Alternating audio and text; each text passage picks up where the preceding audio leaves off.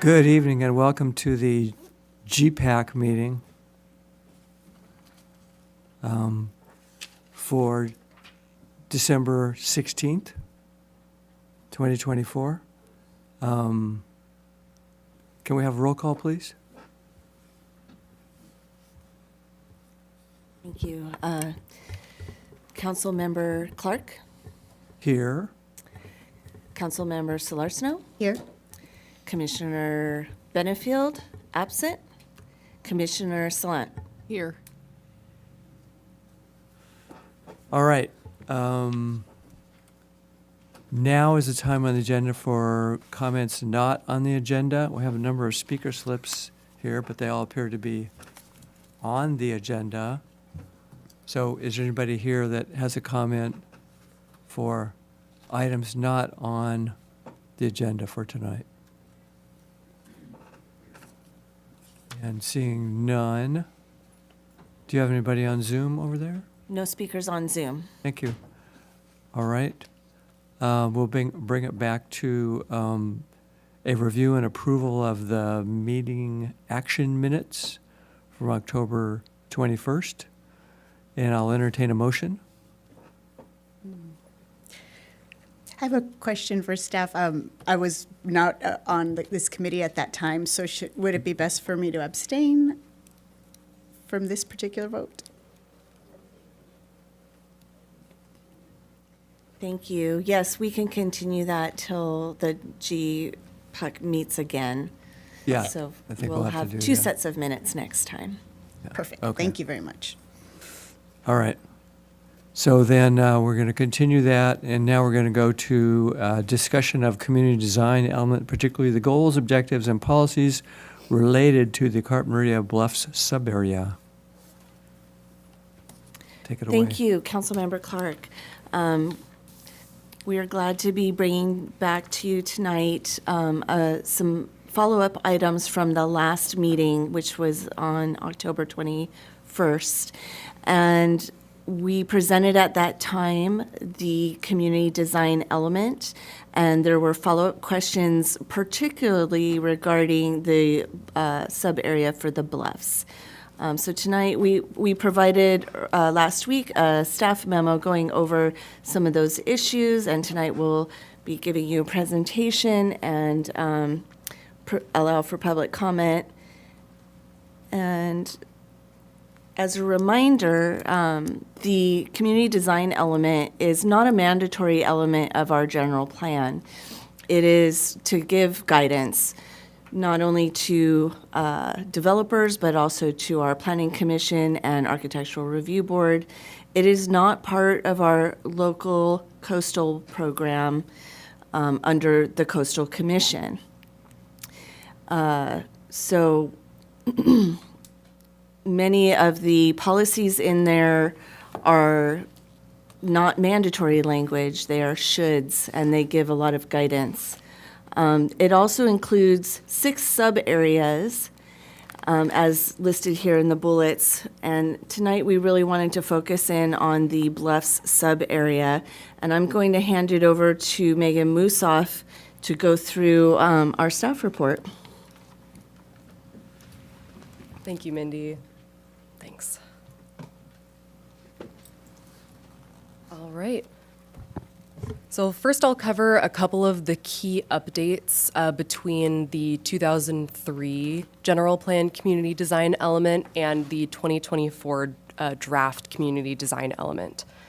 The first key update that you've likely noticed is that the labels for Bluffs 0, 1, 2, and 3 are no longer being used. Instead, the policies and objectives refer more to the parcels that are either under public or private ownership. Secondly, the Carpinteria Bluffs Coastal Access, Recreation, and Open Space Master Program, which was adopted in 1996, is no longer referenced as a guiding document. This document was written before the city acquired the Carpinteria Bluffs and Rincon Bluffs preserves. And lastly, the extensive Bluffs design-related implementation policies in the 2003 Community Design Element have been condensed and or relocated to other elements. The staff memo and this presentation will talk more about this change. And it can be helpful to step back and remember that the goals, objectives, and policies of a general plan are meant to be general. Of course, they should have enough detail to be meaningful, but we want to refrain from putting zoning code-like language in the general plan. The general plan guides the development of more specific planning tools like our zoning code. One of the biggest things our team kept in mind as we drafted the updated community design element was to make sure policies were located in the appropriate element of the coastal land use plan / general plan. By the time the draft was completed, this meant that some of the policies in the 2003 community design element were moved to the open space and conservation element or the land use element. For example, if the purpose of a bluffs policy is to preserve the natural environment of an open space area, that policy would be placed in the open space and conservation element, not in the community design bluffs sub-area. We also wanted to reduce overlap and redundancy in policies, so we tried to combine policies that are in the 2003 community design element that spoke to the same issues or design topics. Following October's GPUC meeting, your committee provided staff with some particular concerns related to the Bluff sub-area. First, we'll try to answer some of the questions that came up, and then we'll review some particular topics that your committee had concerns about. And these are all, of course, discussed in further detail in the staff memo. Implementation action number 3 in the 2024 draft community design element states that the city will develop design guidelines for the Bluff sub-area within 3 years of general plan / coastal land use plan adoption. So your committee was wondering what would happen if a project was submitted in the Bluffs sub-area after adoption of the updated general plan, but before design guidelines were adopted. And the answer is that it depends on the type of project, but if we assume a typical project coming in with an application for a development plan that's following a discretionary approval, it would still need to follow all existing zoning standards and would be reviewed against all the applicable policies in the community design element. And it would also, of course, be reviewed by the ARB and the Planning Commission. Another question that came up, the adopted design guidelines are not part of the coastal land use plan, so are they enforceable? And the short answer is that the design guidelines are not enforceable. They are a tool for the ARB and the Planning Commission to review projects in a discretionary permitting process. However, policies with mandatory language that are in the general plan but aren't part of the coastal land use plan are still enforceable. There were a couple of questions about exterior lighting. Are any examples of appropriate lighting provided, and how are projects reviewed for exterior lighting? The city does provide a brochure on the Building and Safety webpage that shows some examples of appropriate exterior lighting that adheres to night sky friendly designs. And in the discretionary review process, lighting design is part of the ARB and Planning Commission's review. Ministerially approved projects would need to follow any applicable objective standards, either in the zoning code or the coastal land use plan, particularly those in the open space and conservation element.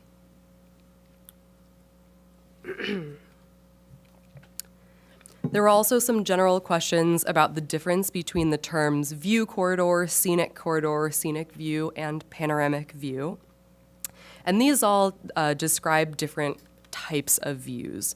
So the term corridor describes a more narrow view, one that's perhaps framed by buildings or landscaping, or a view that follows a linear route like a street. Panoramic, on the other hand, describes the widest possible view from some vantage point. Importantly, public views are a resource that are covered in the open space and conservation element. Pages 15 and 16 of the 2024 draft open space and conservation element provide more description on the city's visual resources and objective open space and conservation, 11 contains policies for this topic.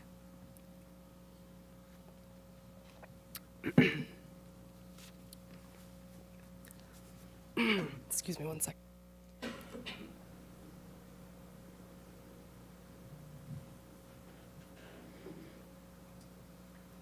So now I'll cover some of the policy areas that your committee had expressed concern about regarding whether or not they had been carried over from the 2003 general plan to the 2024 draft. Oh my-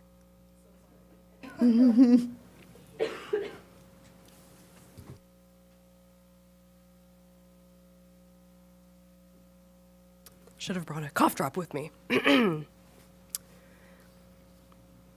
These policies do get fairly detailed in the staff memo, so please feel free to ask any questions about particular wording or language. Does the 2024 draft protect views from Baylord Avenue, Carpinteria Avenue, and US 101 to the ocean? And the answer is yes. Open Space and Conservation Policy 11F notes these corridors specifically and requires project applicants to provide a visual resource analysis. What policies address minimizing the massing, bulk, and scale of development on the bluffs? The open space and conservation element has several policies that speak to this, since the policies at their core are about preserving the character of the open space. Open Space and Conservation Policy 11D in particular provides a long list of ways that a development can reduce the impact on bluff's open space, including breaking up the mass of new structures, restricting the building maximum size, and clustering building sites. Do the policies require development to maintain topographic features on the bluffs, which is particularly relevant to the eastern portion of the bluffs? Yes, the open space and conservation element has several policies that require development to, quote, minimize grading or minimize alteration of natural landforms.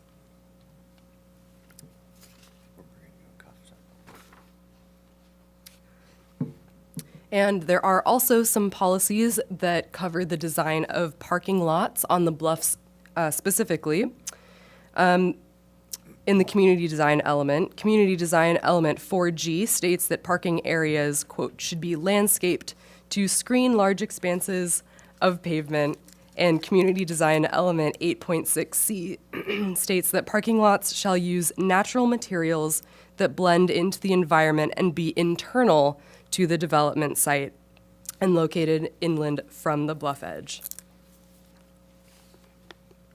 And for the final couple of topics, almost done. Clustering is an important strategy to reduce the impact of new development, and so per your committee's feedback, staff will make sure to carry over implementation policy number 66 from the 2003 community design element, which states, quote, all development shall be appropriately clustered to preserve open space. And lastly, the 2003 community design element provides some strategies to ensure that open spaces on privately developed land continue to be used as open space.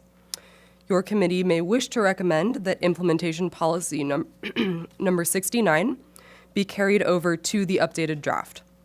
This implementation policy states that one way to ensure the cohesive development of the bluffs overall is to implement, quote, covenants, easements, and or dedications to permanently protect and ensure the ongoing maintenance of any open space areas that remain after clustering is accomplished and are not dedicated to the public.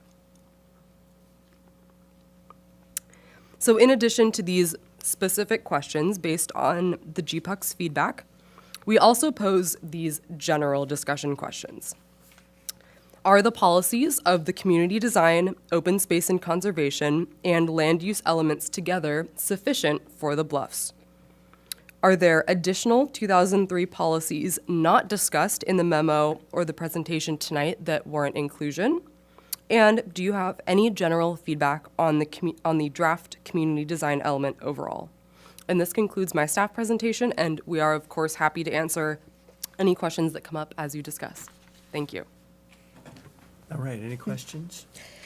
Yeah, I have some questions that could probably fall into the third bullet point there about general feedback on the draft. In one of the sections, it's CD 8.6B, it makes reference to the pier, and it talks about how that the design elements might apply there. And I was wondering if that's something that it felt, I'm not sure if that's a little outdated at this point, or if, seeing that the city doesn't currently or in the future seem to have plans for that property, I thought it was interesting that it was called out as part of the design. So I just wanted to ask if that's something that has, as part of kind of historically has been there, or what the thoughts are for keeping it or taking it out. Through the chair, Councilmember Slarson, I think perhaps I'm most or best equipped to answer this one out of staff. So I think this is actually looking ahead to the future in the event that Chevron's lease of the pier is terminated and the pier does actually then revert back to city ownership, and then, trying to start some planning exercises for, how we might be able to integrate this pier into city programming, or if we want to integrate this pier into city programming. So I think it's really kind of a long-term placeholder, if you will, to, Okay. I think, kind of get conversations going on how or what the city might want to do with that down the road when it comes back to us. Okay, got it. I just wasn't sure if there had been anything else that was in the works or something that was relevant about that particular part. And then, so in the element 8.6D, they're talking about the use of native plants in development on the bluffs. And I saw that they were talking, there's a language there that says native plants would be used when feasible. And I was wondering if there would be downsides to native plants, given that we've been doing bluffs restoration over the past couple of years. I'm sure there's reasoning for it, but what is some of that? Thank you, Councilmember Solarsno through the chair. Sometimes it's just not feasible depending on if it's needed for slope stability or for certain species, such as how monarch butterflies prefer eucalyptus. But that said, we would always try to enforce native landscaping. And just to add on to it too, I think, at least in my reading of this policy, it's speaking more to landscaping in developed areas, right? So around buildings and parking lots and kind of maybe a more developed part of a parcel where you might have some flexibility to have other ornamental landscaping introduced, which you'll see some of that out there on the few bluffs properties that are developed. And then as you transition into the undeveloped areas, down towards the bluff's edge and where the trail is, it is native landscaping. And I think we probably have policy language, sprinkled throughout the open space element in particular that, still affords protection for making sure those naturalized areas are preserved in native plantings. Okay, thank you. I appreciate the clarification, just because I know we were doing a lot of the restoration to get back to the native species, so it's helpful to know that in some cases that might not be possible for some important reasons. And then, so I don't want to monopolize, but I'll just ask a couple more quick questions. So for the 8.6E, there's mention to low-lying properties that are developed on private parcels. And I was just wondering what the term low-lying means. I'm not sure if that would indicate single-story or less than single-story. I just felt like that descriptor, I wasn't sure exactly what it was driving at. Thank you, Councilmember Solarsno through the chair. This one I think is another helpful one to take into the context of the entire policy that we have there. It's talking about ensuring that buildings aren't obtrusive into the skyline or the overall landscape, looking at the entire site. And so, low-lying may mean in an area that is topographically lower. It may mean a one-story building. It may mean implementing design techniques to just minimize that mass. And I think when it's read, like I mentioned, in context with some of these other items here in strategies, it's just kind of that overall goal to overall just lower the intrusiveness of buildings. But staff is open to synonyms if there's a better wording, so we'd be happy to take any suggestions. Okay. And then my last question was kind of question / comment. So one thing I noticed is the use of objective standards or objective design standards. And I know in council we had approved objective design standards for the housing element at the last meeting. So I just wanted to make sure I understand that. Are those kind of like capital O, capital D, capital S objective design standards, and the ones that are referenced here, is that more just generalized design standards? Yes, that is correct, through the chair. And I will also let Nick add on to this, but in a nutshell, we had specific objective design standards drafted and approved by the city council for residential development for the housing element. And at the near term, that will only apply to that particular zone and related to housing element development. But there are objective standards throughout the existing general plan, the draft general plan, and the zoning ordinance, which basically means it's objectively verifiable and measurable, such as a setback from the property line or a height limit. And so while we do not have just a place for specific objective design standards set for the general plan, they are throughout, along with all the discretionary ones. Nick, anything to add to that? Yeah, I would just add, right, and I don't remember if we had this conversation with the council when we adopted the objective design standards for the new RMU zone, but I know we had it with the ARB and the Planning Commission preceding our conversation with the council, that the initial focus was to get those objective design standards in place for the rezone sites. But down the road, we do hope to go back and build out that new chapter of the zoning code with additional objective design standards that could apply to other parts of the city. And so, right, perhaps one of those efforts could be developing additional objective design standards for, the downtown T, Linden and Carpinteria Avenue.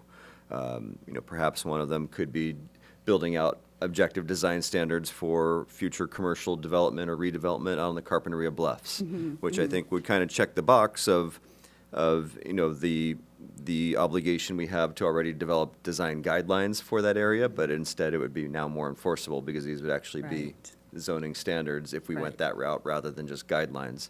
So it actually would be a higher level of specificity. It might just take a little bit more work to get there because we'd have to figure out ways to craft these, these goals of, creating low-lying development into now, an actual enforceable, measurable standard. But that would be something that I think we could be looking at working towards down the road. Thank you. That's really helpful to frame it like that. I appreciate it. Any other questions? Yes. I'm a little confused here. Early in your presentation, you talked about the design guidelines are not part of the CLUP, and they are guidelines, not standards, and they serve as a tool for the ARB and the PC to review in a discretionary permitting process. So that being the case, can the ARB or the Planning Commission deny a project because they say it doesn't follow the design guidelines? Thank you, Commissioner Slant, through the chair. It's kind of a mix of both in the community design element. So it is, whenever there's mandatory language that's, for instance, if it says development shall provide 30 feet of open space on the frontage, then that is very much enforceable. It's in the general plan and it's mandatory language, and the decision makers can enforce that. They could potentially deny a project if it doesn't meet that. But there are many policies in the community design element that are more of guidelines, and it has the should language. And in those cases, there would be a much more limited discretion by the decision makers. And in that case, it's our job to explain why a development isn't quite meeting the policy. Perhaps that it wasn't feasible to completely meet the policy as stated, but that they did their best. And so we would bring that forward and present to you. Do you want to add on to that? Can you be, I'm sorry, a little more specific? I mean, I get that you have setbacks and you have zoning regulations, okay? But then we talk about the character of our town, the character of the neighborhoods, which are described in all the general plan. So if a project is proposed and it's not the character at all, I mean, can these, like the planning commission can they say, no, this doesn't follow the character. We can't approve this project. I mean, I'm just kind of unclear about what is subjective and what is objective, and I'm sorry, I'm clear on what is subjective and objective, but I'm not clear on where the line is to say, no, you might not like this, but that's not a reason to say no. So Commissioner Slant, maybe I can help with this a little bit. Right, the policies that are in the general plan, whether they're objective or subjective, are enforceable. They carry the weight of law effectively. But the policies with the should language are going to have a much higher bar for us to try to make a case that we could deny a project for inconsistency with that type of language. The way we've dealt with this in the past is to, kind of use inconsistency with those should policies as, to tie them back to one of these stronger policies that has a shall, and use those as kind of the basis for creating an argument, right? To say, look, a policy is inconsistent with the intent of policies 1, 2, 3, and 4, which might all be shoulds, and therefore it does not meet the intent or the requirements of objective, A, which has a shall, right? So we try to kind of use those shoulds, those subjective policies or those design guidelines as a basis to demonstrate why we can't make a consistency finding with the more objective standard. And that gives us at least a little bit more defensibility and gives, decision makers then a little bit more defensibility to potentially deny a project that is inconsistent. But we don't want to be relying solely on subjective language whenever possible to approve or deny a project, because that leaves us vulnerable to a challenge. I recognize it's kind of muddy, but this is what we got to work with. No, I have to say, it's kind of a slalom, and I'm It still is. not completely It is. getting it, but And that's where, it's going to come up. to the previous point with Councilmember Solarsano, if we can get to a point down the road where we can actually codify some of these design policies with actual objective measurable standards, that would substantially improve their enforceability and also, probably cut back quite a bit in the discretion of both decision makers and an applicant on, deciding what fits in that box, right? What is allowable or what's appropriate. So that can be good or bad. It may tie our hands a little bit in terms of, the flexibility we have for what we allow out there if we now say, that a project shall fit within these particular standards. But on the flip side, it might give us that, that better toolkit to deny a truly inappropriate project. So it can cut both ways. I don't think that we should put the designer in a straitjacket. But on the other hand, you can say, we have a particular style. You can make it of our time, and clearly not something from the 40s, but it's still a descendant. It's connected, it's related. And as an example, right, that's kind of the balance we tried to find even with this most recent exercise we did with creating objective design standards for the new housing element rezone sites, where we didn't try to go so far as to define a particular type of architectural style or a particular type of color or material that you have to use, but we tried to come up with some basic standards that affect sort of the quality of the architecture or the character of the architecture that stipulate, right, a certain amount of articulation and push and pull and building elevations and roof forms to create the type of character that we want without going to that next level of detail of saying, you know, you shall have a red tile roof, or you shall have a, you know, a mid-century modern, you know, kind of butterfly roof, or whatever the case may be. We wanted to kind of still create some flexibility in there for each project to have its own identity, so long as it meets the overall larger kind of character defining elements of what we feel is appropriate for Carpinteria. And we could try to do that same kind of exercise for the Bluffs, but I think it's going to be a little bit more challenging. You're right about that. The other question, I mean, I don't know, maybe this is just kind of a philosophical comment, but in the course of working on the general plan, the term view corridor has come up quite a bit. What is a view corridor? And in here you define, a corridor implies a view that's narrower than a panoramic view, or one that follows a linear route like a street. But I think that what makes Carpinteria such a unique and special place is that the mountains, for example, they're visible from everybody, from everywhere. I mean, not just down the street. And you can, from your house, and I've walked all around the city, and no matter what street you're on, you look up, you can see the mountains.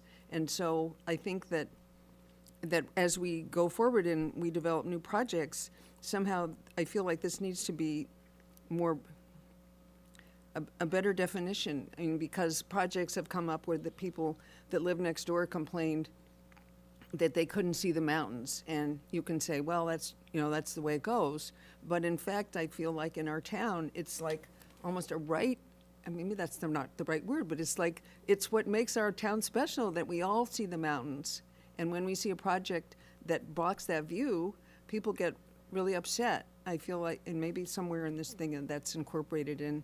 We've discussed it earlier. Mandy said she was taking good notes, but I just want to make that comment.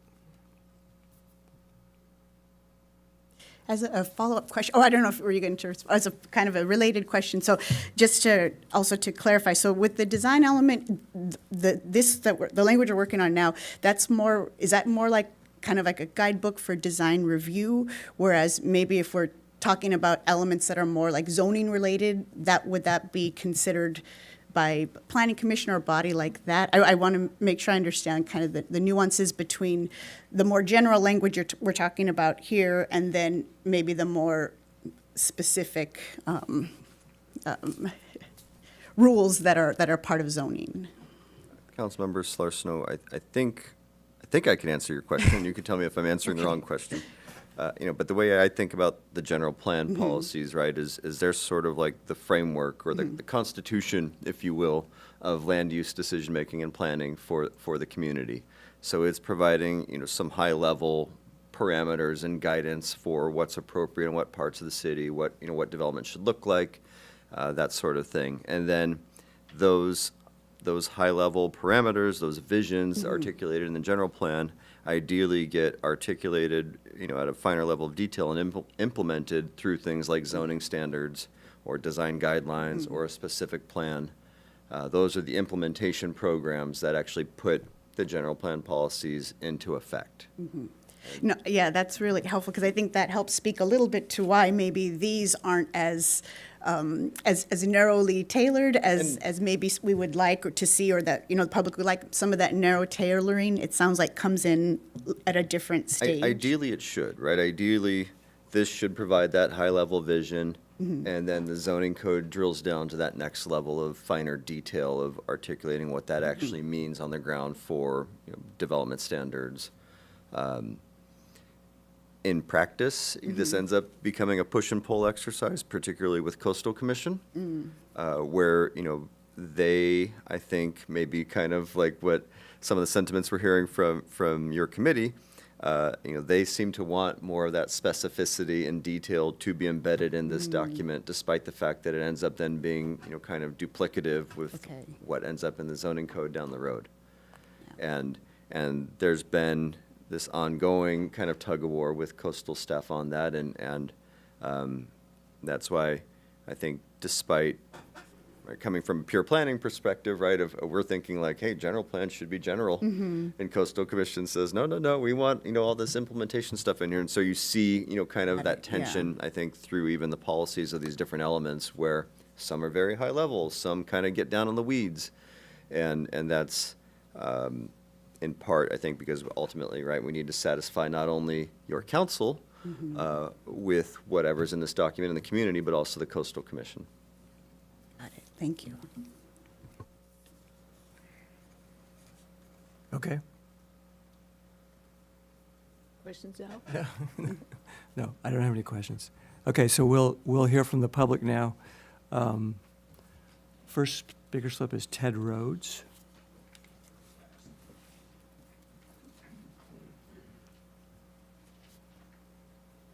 Thank you. All know me, Ted Rhodes. Go ahead and click the button there at the base so the green light turns on. There we go. Sorry, Ted Rhodes. I'm speaking as an individual, but I am former president of Citizens for the Carpinteria Bluffs, and as you all know, I'm very involved in the Bluffs since the 1980s, and still am involved in the Endowment Committee and the Open Space Management Plan Committee. I didn't realize I was going first because I was going to say ditto to a couple of the other speakers' remarks, so I'll just have to You can say do ditto blind to faith and say I think like Patrick's going to come up and speak on some other issues. I'll leave any kind of biology references, botany references to him. But my remarks are very brief. I appreciate the fact that we're talking about the concept of view corridors, and I would like to say for the Bluffs area, I like the fact that the staff is using the term view shed. I think that's a much more adequate way of talking about views at the Bluffs. They're basically panoramic views. To give you an example of a view corridor, I'm a photographer. It would be like standing down at the beach and looking up Linden Avenue. It's like a telephoto view of the No, mountains because yes. the buildings are on either side. So to apply the word corridor, I suggest we eliminate that for any references to the Bluffs, because either it's going to be a panoramic, view or panoramic vista, or I'm going to suggest that that planning department might consider another category, which I haven't seen in planning documents, but I'm a photographer. Another speaker here is also a professional photographer. The human eye has a 44-degree view that is called a normal lens. If you ever done photography, a 50-millimeter lens, it'd be like looking out here. And that's another category. It's not panoramic, and it's not narrow. And perhaps that would be a term to use in other places in the general plan to deal with issues like a house going in. Is that going to block the view of the mountains? That might be a useful term, but I know we're not talking about that here. But I'd be happy to work with anyone trying to come up with a term like that. I appreciate the fact that it looks like we've taken out Bluffs Nature Park out of the language, at least here. I think it should be taken out, not used at all by the city. The Carpinteria Bluffs, we've really gone to a lot of effort to make sure that's a preserve. And now that the city has lost its institutional memory, I think it's really important for the generation down the road to know these are preserves, not parks. It really affects how the property is maintained and the kind of protocols that are used. And I'm grateful for staff doing that here on the section, I think it's 11G. But looking at that same section, I would suggest for the Bluffs striking out the term view corridors, and just maybe you could add, it says future view sheds, and it could be panoramic vistas, but I can't think of any, and here I'm speaking really of the Bluffs that still is threatened by development, that would be the tea time area, but I can't see any view corridor that the community would go along with. Maybe the other kind of corridor I'm talking about, certainly the panoramic one, but I think that is all I wanted to say. It's interesting to see us progress. A lot of us were involved in the 1996 coastal plan amendment, and that's now out of date, and I'm happy to say we made it go out of date by acquiring some property, but I'm glad we're finally getting the general plan updated. Thank you. Thank you for your comments, Ted. Patrick Crooks, please.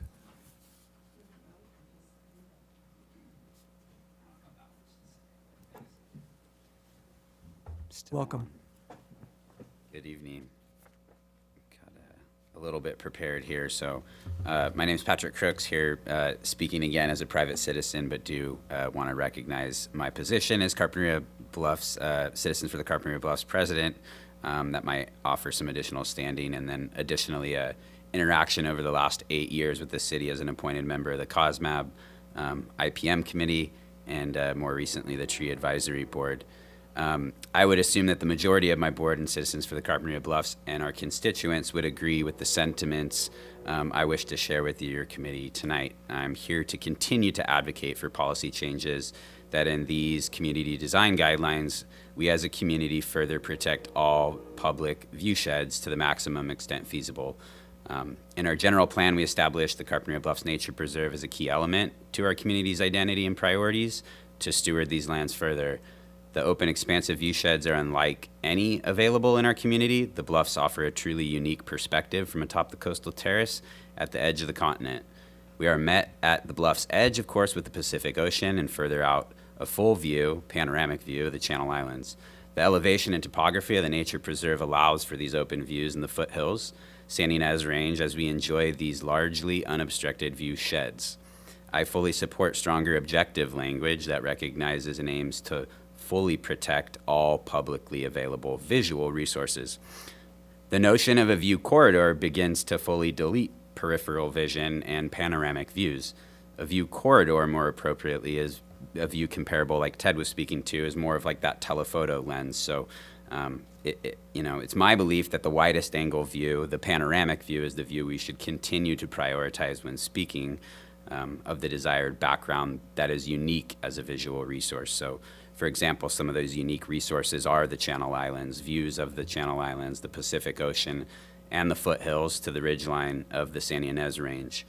If the city were to lean more into creating view corridors, it is my belief that are you simply losing view sheds and would not be able to preserve or enhance existing and future view sheds as stated in the proposed OSC 11G.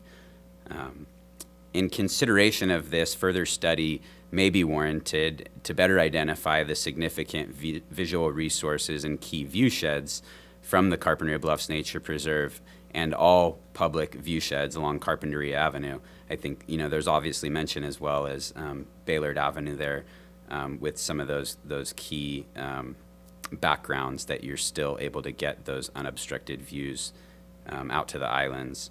So I'd like to suggest some modifications to the language included in the right-hand column of the 2024 draft for proposed open space and conservation element policies. So it's some pretty simple stuff, and I can hand it over to staff if it's helpful, but it's just some quick little language in there that I put some carrots in there and an additional call out really to provide the word all in some of these policies.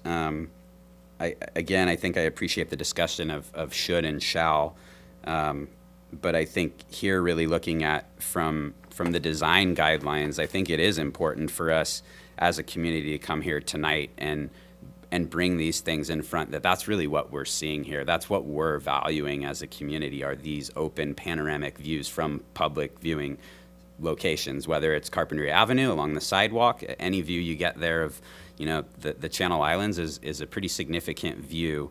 I think Commissioner Salant mentioned anywhere in town you can look up and see the mountains. Well, we're getting more than that, obviously, at the Carpinteria Bluffs Nature Preserve, and I think those view sheds are critical to retaining the character of our community. So I'd really just like to see those things kept with the verbiage kind of as we do, and happy to see. I know previously back in June or July when this came up, when we looked at the open space and conservation element, some of this language was in there, but I'll hand it over on the specific, just seeing the inclusion of all on OSC 11F. So that one policy, there's a couple, I'd like to see the word all included in there, in those existing and future public views. And then I think, Ted had mentioned, I think it's important to recognize view corridors are pretty limited out there on the Carpinteria Bluffs Nature Preserve, and that's because we're fortunate enough to have those view sheds where you have those panoramic views. So I think the language there, I haven't gone into a definition, and hopefully we'll see that in the draft next year. Just really would encourage you to highlight that a little more. I think the intent obviously there is recognizing mitigations and wanting to require a view corridor, recognizing that you're losing a view shed. So if that type of development were to proceed. So I can just hand these over. It's probably a little easier, but it's going to be OSC 11F, OSC 11D, OSC 11G, and I believe that was all I had, with the exception of the last figure CD1 on the last page here, this staff memo.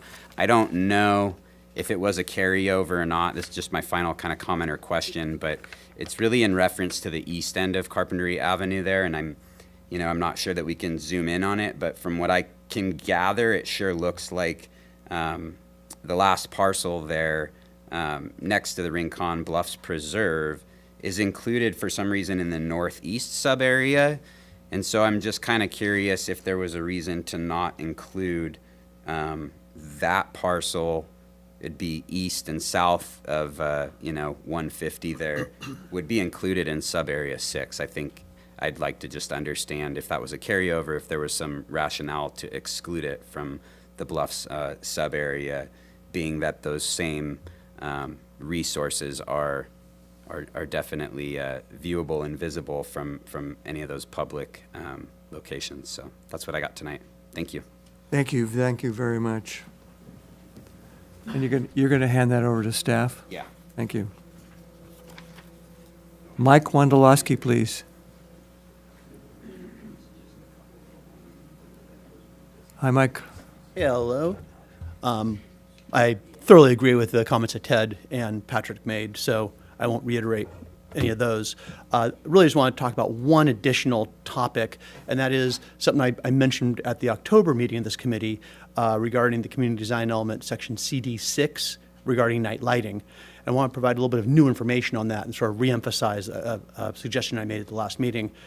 The new information is that recently the County Planning Commission approved the county's proposed outdoor lighting ordinance update, and that's of course for the unincorporated areas of the county. And that will be expected to be heard at the Board of Supervisors soon, probably in February. It's a solid ordinance. There's some things that could be made better, but things that are in it are all very, very good protection of the night sky. It would be a great policy to leverage for the city to use to provide consistency in the Carpinteria Valley unincorporated and incorporated areas. It's about outdoor lighting at night. And regarding the question, additional 2003 policies that are not carried over in the draft plan here, I urge the city to maintain the goal from the 2003 plan to create a night sky protection ordinance, possibly by the new plan saying we have that goal again, or even better, by embedding the key requirements of the county's outdoor lighting ordinance as additional mandatory general plan policies in section CD6 of our community design element. So this is a super important topic. Fortunately, the county's moving forward on this, and they will presumably adopt this at the Board of Supervisors in a time frame that's consistent with us being able to incorporate some of those policies in the general plan. It won't be too late. So that timing seems very fortunate. Thank you. Thank you, Mike.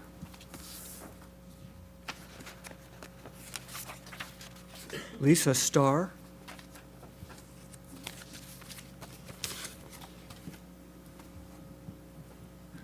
Welcome, Lisa. Thank you. Hello. How much time what time limit do I have? Let's just get started. Okay. I just didn't know, was it 2 minutes or 5 or what? Okay. So I'm speaking as a private citizen today. And my husband and I moved here from Santa Barbara 4 years ago. And we moved here because of the quaintness of this small town and the open spaces and the beauty and the views of this small town. It's only 11 minutes down the road from Santa Barbara, but it's a world away from Ventura or Santa Barbara because of its unique characteristics. And every single person, and I'm talking about in the hundreds, when I say, I live in Carpinteria now, every single person has said, I love Carpinteria. And so I started to say, why do you love Carpinteria? And they said the same things I did. It was very much the same. We love the open space. We come over there from, you name it, the town, from Los Angeles, Lancaster, from Santa Barbara, from all around to come to our open spaces, to the bluffs, to the beach, to see the seal rookery, to the other thing that people say a lot is that they love our funky, unique buildings downtown, that it's not all the same. It's not looking like a Barnes & Noble bookstore where it's got beige stucco and, and I want to commend those of you who did approve those new buildings that are downtown. At first we were really dreading, like, oh my gosh, what's it going to look like? You did a nice job on those. They look really nice. And they are kind of in keeping with, this kind of mid-century modern and funk factor. So, I watched an amazing, when we first moved here, I went on YouTube and I said, geez, I wonder if there's some kind of a documentary about Carpinteria. And I found this really great thing. It's called Carpinteria at 50. And it's a 3-part thing you can watch on YouTube. And it talks about not only the history of Carpinteria and how wonderful this community is, it talked about how there was a group of people who tirelessly fought to keep these bluffs open and a conservation space and a preserved space. And I would just like to use a broad paint stroke here. Really, in broad strokes, let's keep that in mind and let's carry that legacy of that selfless, tireless effort that group of people put forth for us and for future generations to preserve the bluffs. Let's please keep that in the back of our minds at all times. I mean, it was inspiring. And if you haven't seen it, I recommend that you do. Carpinteria at 50. So I used to work at the state park at the state beach. And so I had access to hundreds, if not thousands of people. I worked there for 5 seasons. And I talked to campers every day. And I would ask them, why do you come to Carpinteria? And they would say, the seal rookery, the safest beach. They'd say, we love, back then it was senior frogs. I mean, we had all this great outdoor stuff, all these beautiful, funky buildings. The word funky came up a lot. We love your funky little town. And now, thinking about it now here in 2024, it's one of the last of the true beach towns in California. It truly is. How many of you ever went to Huntington Beach and saw it turned into this pink stucco, horrible, they used to have really great old bowling alley and bars and places to go and restaurants, and nothing looked the same. It was all very unique, and that's lost forever. And if we start doing stuff like that to this town, it'll be lost forever. So I just want to say, please keep in mind that the reason people come here and spend money is because it's got character. It's got open space. And I wanted to also mention that if we're considering something like including the pier as part of city programming, I just see disaster painted all over that. All right, already we can't keep those seals safe. The numbers are dwindling. They're dwindling. And it's because of human impact. If we open that pier up, for people to go and look and yell and throw things. And there are some malicious people that do harm to these creatures that are vulnerable. And we need to protect them. So please just get that off the slate right there. I mean, I just think that would be a disaster to include the pier as part of some type of city programming. It's got disaster written all over it.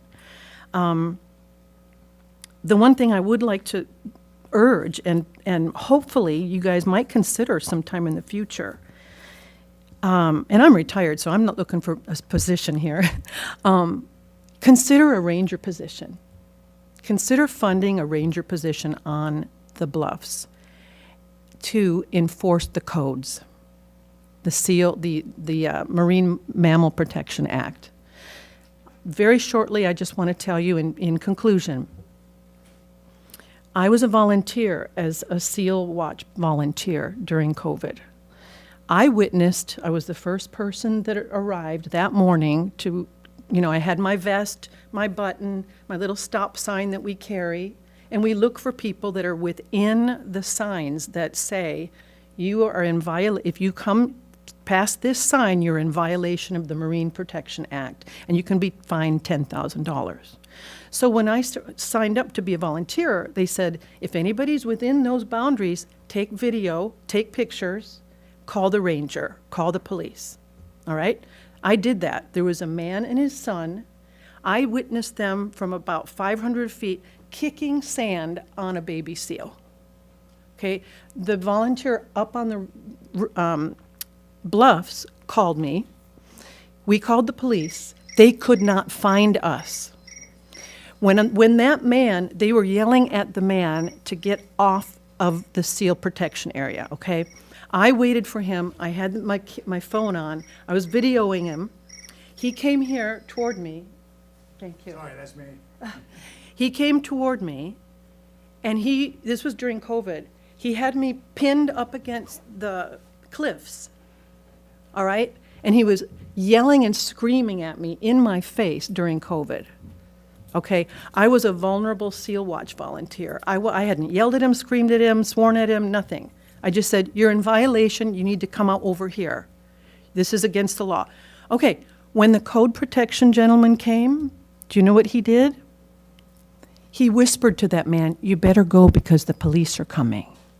There was no protection for me. There was no fine given. There was no citation given. So this is to the point of a ranger position. I would highly recommend that we consider having somebody there to really help the vulnerable volunteers, the vulnerable seals, and the vulnerable wildlife. And I think citations alone could help fund that position. Thank you very much. Thank you for your comments.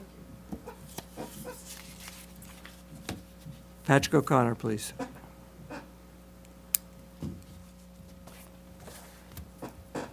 Thank you, committee members and staff.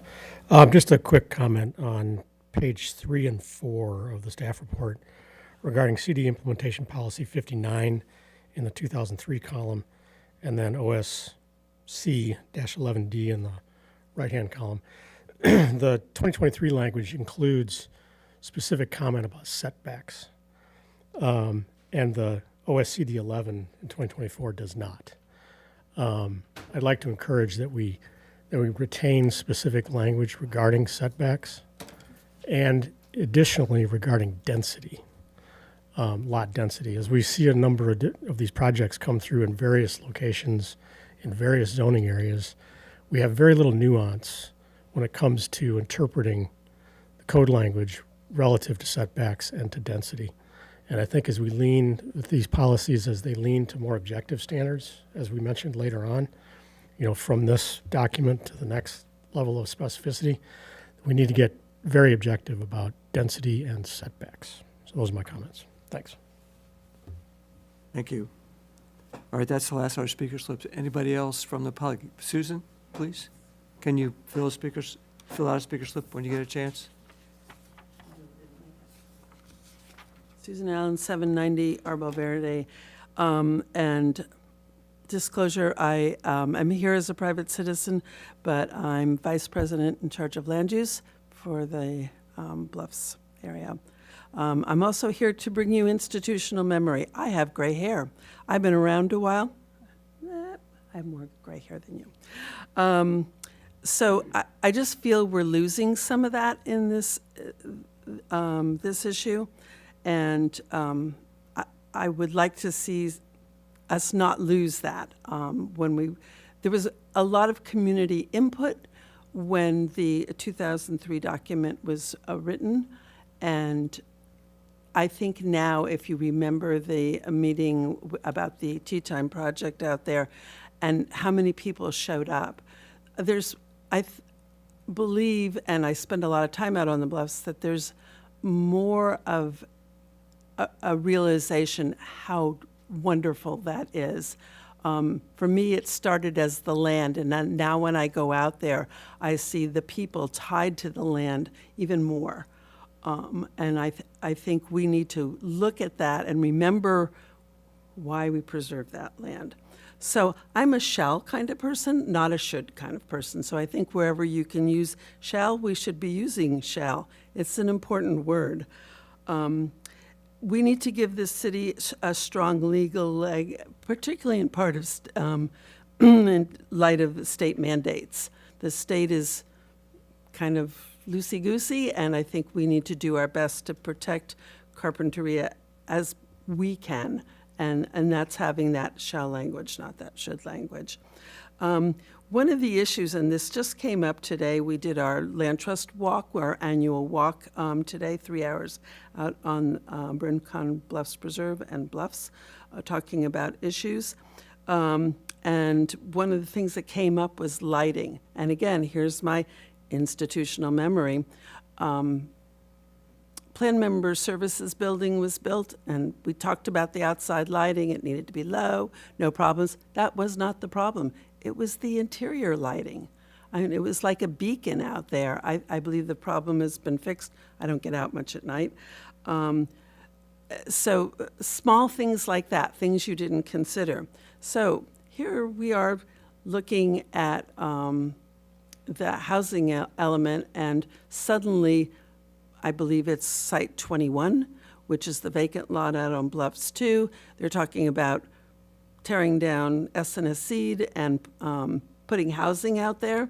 And you can have all of your outdoor lighting things, and then someone inside inside the house can have a very bright light.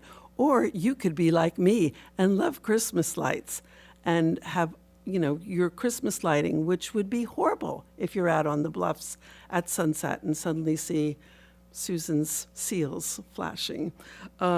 So there's a lot to consider, and I think spending the time and being really detailed about this is really important. I would like to see a better comparison of the current issues and the 2003. I looked at it, and it just seemed like there was too many areas that we're losing the strength we had in the 2003 document. View quarters, another institutional memory here. I believe that was more of a developer's term, and Ted and Arturo did a beautiful video way back when that wasn't something people did, and it turned out to be kind of like it embarrassed the developers who had spent tens of thousands of dollars to show us their view quarter, and Ted and Arturo wiped them out with a piece of cardboard. So I can tell you that whole story. Again, it's my institutional memory, just call me. And again, looking at the map, with the King property removed, simply put, it's the bluffs. How it ends up looking over on the other side, I think it was purple. I don't understand how that happened. That whole area should be continued green on that map, not purple. And then if you want to have a pure conversation with me, please do. As a seal watcher, longtime seal watcher, if you're out there when the sand is scoured out, I can tell you the integrity of the pier is going to always be an issue, and you're kind of buying a white elephant. It is not a good thing. That might not be part of this discussion, but again, it's my gray hair and my institutional memory. So, thank you. Thank you, And I will Susan. fill out a form. And did I see Annie with a hand up? Hi, Annie. Good evening. Can you also fill out a speaker slip when you I get a sure chance? will. Thank you. Does the language about the parking lots, would that pertain to parking lot 4?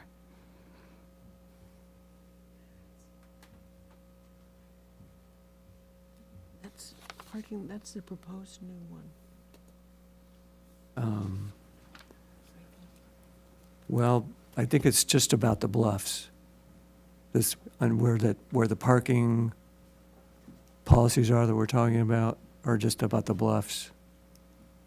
But staff can correct me if that's, Councilmember Clark, you're correct. The policies that we're talking about tonight pertain just to the Carpinteria Bluffs area, so these policies would not pertain to proposed parking lot number 4, yeah. which is in a different part of the city. If I may, I wouldn't mind kind of circling back and just touching on a couple of things that we heard. Go for it. So I think both Patrick Crooks and Susan Allen pointed to figure CD1, and I wanted to clarify, I think that is just a drafting error. So that area at the very east end of the bluffs should be shaded green. It should be part of the bluffs sub-area. So that means you're going to fix it. We'll get that Okay, fixed. thank And just as kind of a related tidbit, currently that very east end where the King property was, or I guess still is technically, currently it's designated for a resort. And as part of this update, we're actually proposing to change that land use designation back to open space and basically downzone it in the intention of hoping to help preserve that and keep that some kind of lower intensity, more passive use going forward, and kind of close the door on something more intensive like a resort or a restaurant ever popping up out there. I wanted to talk a little bit about view corridor versus, view shed or scenic vista. In my impression, I think there's probably room for both, and this is something that's existing in the current general plan. And I think part of it, also carries over from the old Bluffs Open Space Master Plan, right, where we were anticipating there to continue to be limited private development on the bluffs. And with that, some areas where there's private property and maybe there's currently, a view shed or a scenic vista will get constrained by private development on private property. But there needs to be some planning and accounting for still preserving at least a view corridor in some of those areas where appropriate. And if you go back to the original Bluffs Open Space Master Plan, it had various view corridors mapped out throughout the master vision for the bluffs at that time. I think we can have both, right? I think you can still have policies that speak to preserving these broader view sheds and scenic vistas from your public open spaces like the Carpenter Bluffs Preserve, like the Rincon's Bluff Preserve, like the Coastal Vista Trail, like the Baylord Carpenter Avenue intersection. But then I think you might also want to still have some policies that speak to preserving view corridors in those areas where you are expecting there to be future private development. Otherwise, you may not be left with any view shed through some of those areas where you currently have some. So just something to, to think about here. I don't think it needs to be an either or. I think you can potentially have space for both and have language for both. I do like Patrick Crook's recommendation of going through an exercise at some point to more specifically identify some of these key view shed areas or scenic vistas, and mapping those or somehow more clearly identifying where those particular policies would apply. And I suppose, right, if we wanted to, you could do the same thing as an exercise for where you do want to preserve or lock down a view corridor that you want to try to protect if that's appropriate. I also appreciated Mike Wondolowski's suggestion to take a look at the county's lighting policies and see if there's something in there that we can pick up and borrow. I recall it came up previously when we were talking maybe in the open space element several meetings ago, a desire to bring back that language of committing us to adopting a night sky friendly ordinance. I think that is a good idea. I want to keep that on our radar and have that, be something that we do carry forward, because I think there is value in that citywide, not just for the Bluffs. And I think those were the main kind of notes I jotted down here, but I just wanted to make sure that those didn't get lost here in whatever comes up next with your committee.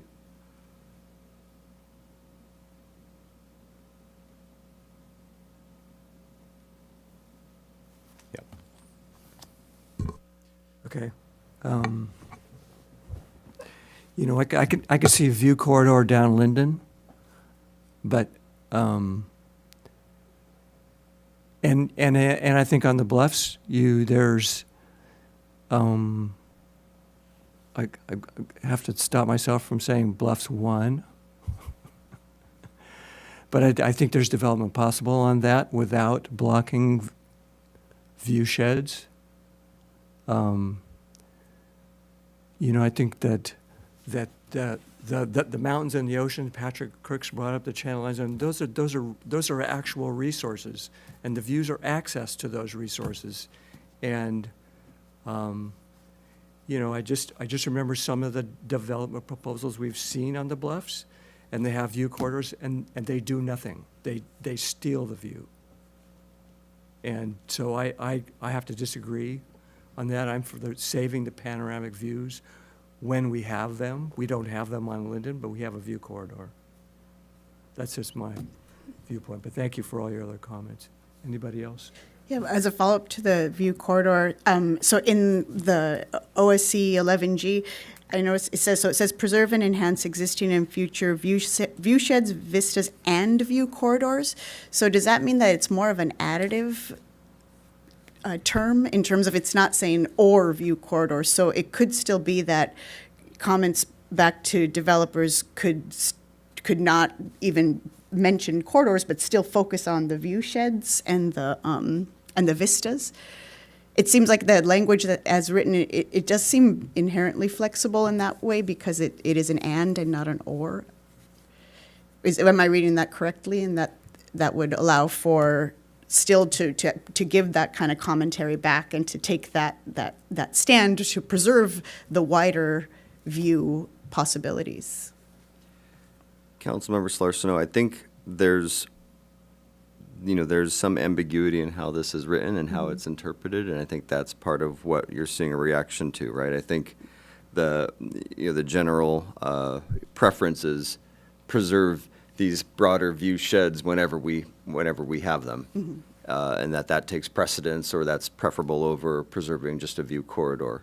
But I do think, right, that if all you have is a view corridor, then yes, that too should also be preserved in a particular location.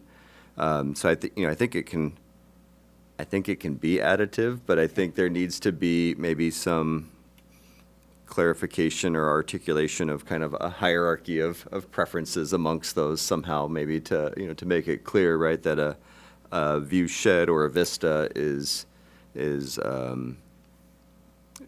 much more highly protected or deserves a higher level of protection than just only ending up with the view corridor. Right. Because we don't want it to be, I'm the developer, I'm coming to the store to get my thing, and I've got an aisle, and I can pick between a view corridor and a view shed, so I'm gonna pick a view corridor because I get a bigger building. And where I see this, maybe perhaps being most applicable on the Bluffs would be in a redevelopment scenario of the SNS Seeds building and the vacant parcel to the east of it. Right, so those are under singular ownership. As we know, the owner has been advocating for those sites to be rezoned residential. We don't know at this time whether that will go anywhere or not, but even if it doesn't, I would anticipate that the private property owner or their successor will eventually, right, propose some kind of private development there to get a return on their investment. And so, being that there's a vacant lot there sandwiched between two developed properties, it effectively kind of is a view corridor for that little piece currently. And once that fills in, it's going to get further constrained. And so you could have some policy language in place to try to protect some kind of view corridor in that very brief section of the Bluffs. or you can let that go if that's the pleasure of the decision makers in exchange for prioritizing those broader view sheds, from our open space areas out there on the bluffs. Right, but it's just something to think about, right? It doesn't have to be one or the other. There's ways perhaps to put language in place for both when the circumstance is correct for one or the other.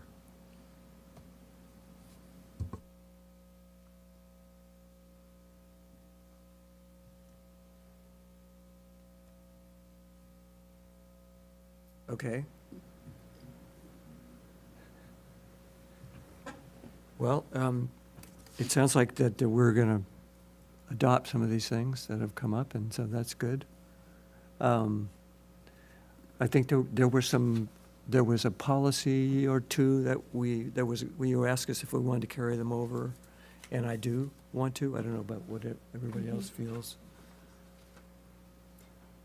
Was that like the policies? I think 69 was one of them, right? Yeah. Yeah. Mm-hmm. Yes, I've put these two policies, or at least the slide that mentioned them, up on the screen here. Yeah. Yeah, I think those are both good to carry over.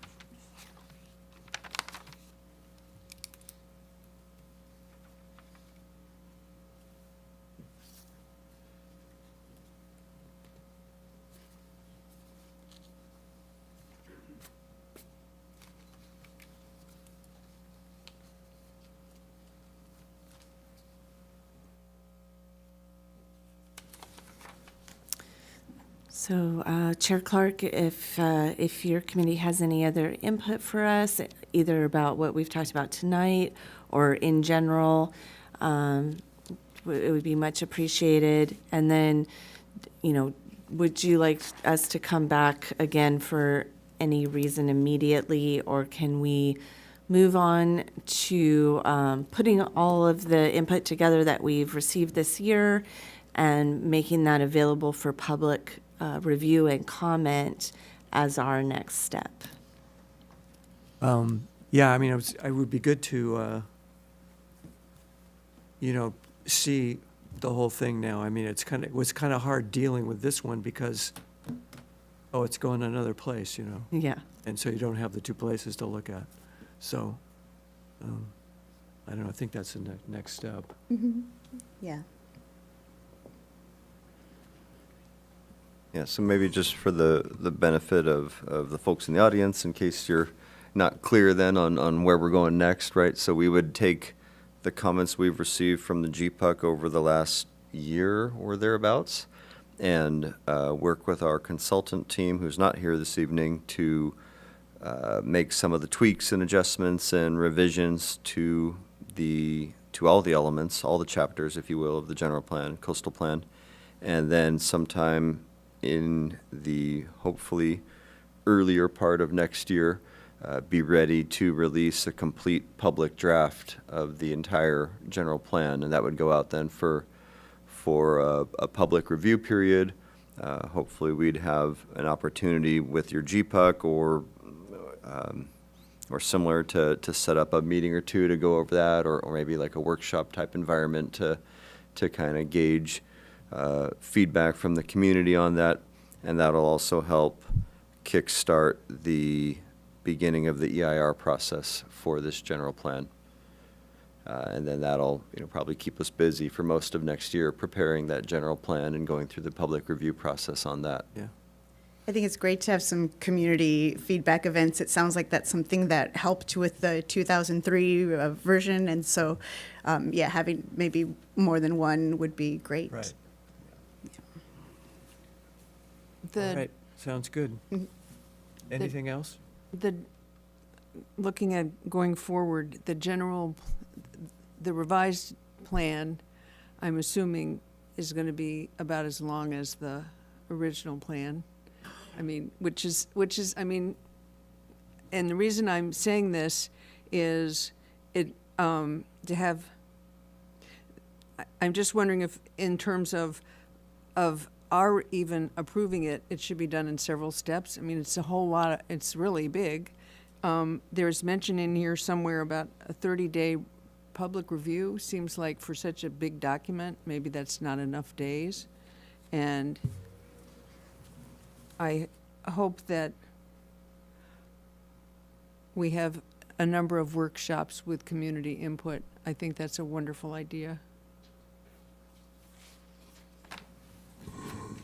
Thank you, Commissioner Slant. We can certainly take that into consideration when we're mapping out how best to release the complete draft and to gather input on that. You know, we want to make it digestible for Yes. everybody, knowing that this is going to be a big document. But I think we're at that point where, as Mindy said, there's some value in getting this document out there in its entirety so that folks can look through these different Sure. chapters No, I and agree. understand, you know, the interconnections between them and how the open space element works hand in hand with the community design element in terms of what happens out at the bluffs, or the coastal resiliency element works hand in hand with, you know, the land use element in terms of how we address climate hazards going forward, you know, those sorts of things. So I think we will learn more, you know, as we go through this next step of looking at it in its entirety.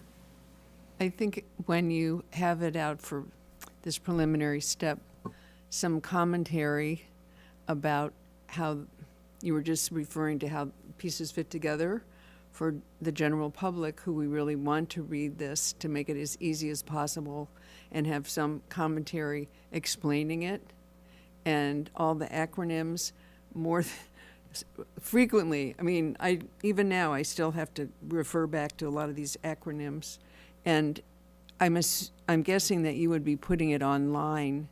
And if a member of the public wanted to get a printed version, would you be charging for that? Commissioner Slant, I haven't thought through, you know, how big exactly this document will be. It'll certainly be online. You know, I think I would anticipate we'll have at least a certain number of printed copies available once we do release it. And if somebody really wants one, I'm sure we can find a way to get them one. Okay.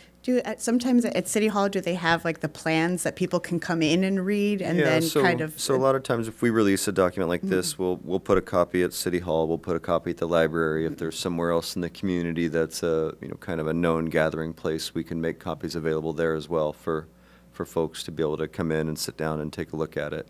Yeah, that's a good idea, as opposed to, I think, I could see how printing out individual copies would, I don't even know if that would be possible necessarily in terms of. It gets costly, you know. and- Resources, but I I'm sure like it the does. idea of It'd be having an it. environmental impact that we have to disclose. Exactly, yes. But that's why I really like the idea of having copies, like you're saying, at some targeted parts of the city. So that would be great.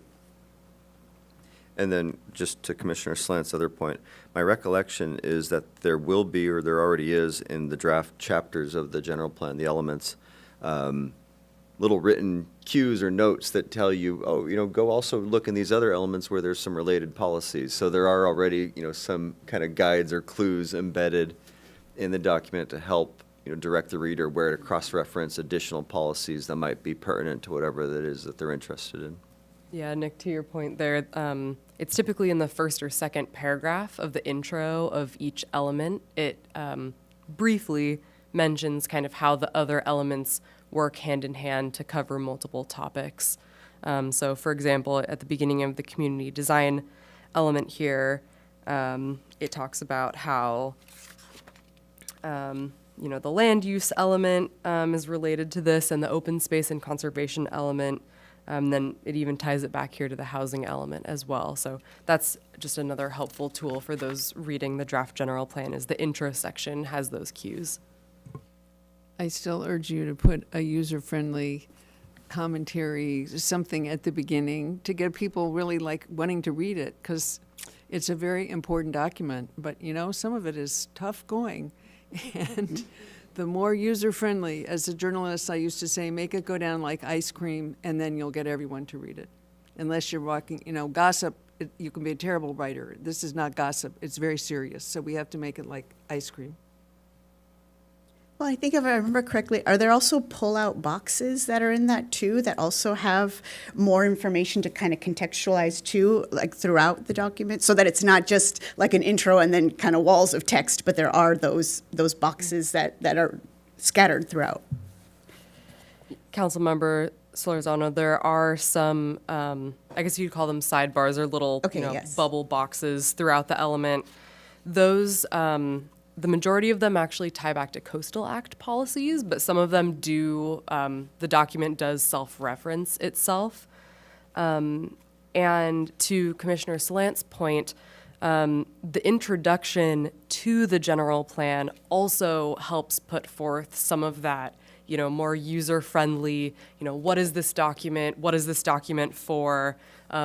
Your committee reviewed that way back in March of this year, so it's probably been a long time since that's been looked over, but readers may find it helpful also to just read the introduction to the general plan as well. Ice cream. All right. Make it go down easy. If there's nothing else, we'll adjourn. Yeah. Okay. Thank you, everybody, for coming.